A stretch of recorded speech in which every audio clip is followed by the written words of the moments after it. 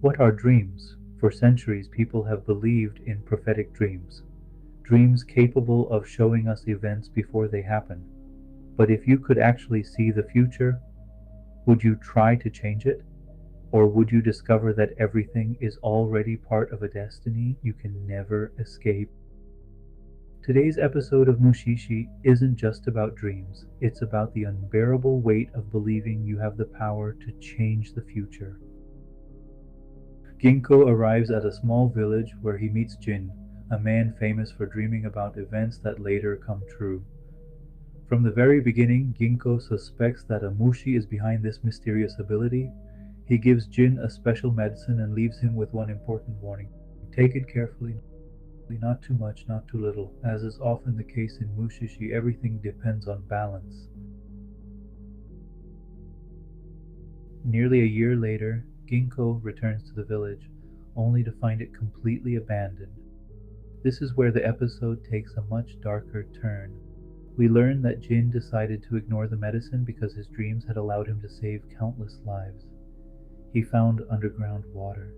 He warned people about landslides. He prevented disasters before they happened. The entire village admired him. But over time, one terrifying question began to consume him. What if his dreams weren't simply showing the future, but actually causing it? Eventually, Jin and his wife decide that he should start taking the medicine after all. Then tragedy strikes. A tsunami destroys the village. For the first time, Jin never saw it coming. His young daughter dies.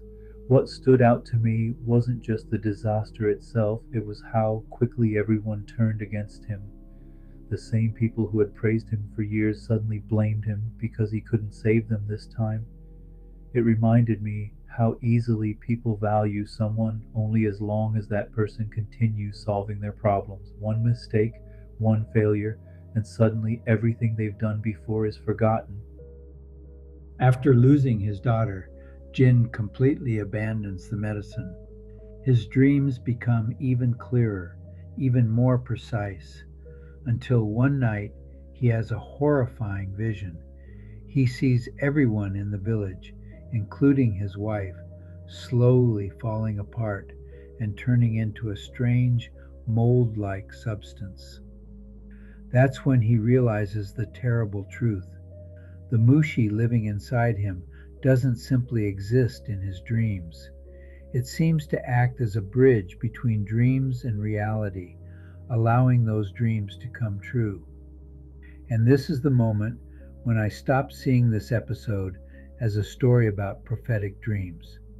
To me, it became a story about guilt.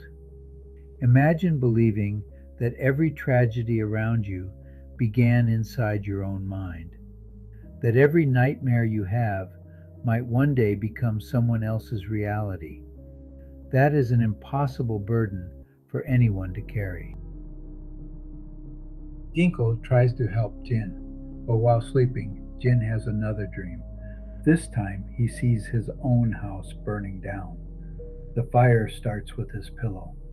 Realizing that the pillow is somehow connected to everything happening around him, Jin cuts it in half and suffers the same wound himself. Fortunately, Ginkgo saves his life. Afterward, Ginkgo explains something fascinating. Long ago, people believed that because we spend nearly one-third of our lives asleep, a pillow was considered the place where the soul rested. I love that symbolism. The pillow isn't just an object, it represents the place where every dream is born, and in Jin's case, the place where every nightmare began. Jin survives, but from that day on, he never dreams again. Ironically, the gift that once made him extraordinary disappears forever. Yet the fear remains. People say he could never sleep peacefully again. Eventually, he took his own life. Maybe he wasn't afraid of dreaming again. Maybe he was afraid of ever believing that another dream could destroy the lives of the people he loved. I think that's the true tragedy of this episode. It's not really about prophetic dreams.